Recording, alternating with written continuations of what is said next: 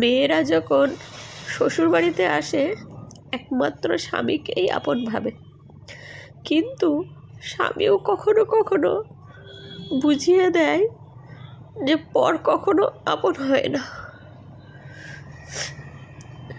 শ্বশুর শাশুড়ি তো আপন হয়ই না, শ্বশুরবাড়ির কেউই আপন হয় না, কিন্তু নিজের স্বামীও কখনো কখনো এমন ব্যবহার আচরণ করে মনে হয় যেন বাড়ি ছেড়েই চলে যায়। মেয়েরা শ্বশুরবাড়িতে এসে সব থেকে আপন ভাবে স্বামীকে, কিন্তু এক এক সময় স্বামীও বুঝিয়ে দেয় পর কখনো আপন হয় না।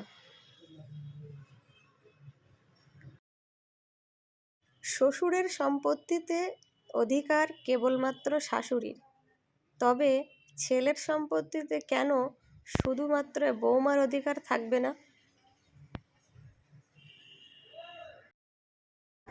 শাশুড়ি মায়ের মেয়েরা নিজের মা বাবাকে সেবা যত্ন করতে পারে, কিন্তু বৌমার মা বাবাকে বৌমা কখনো সেবা যত্ন করতে পারবে না।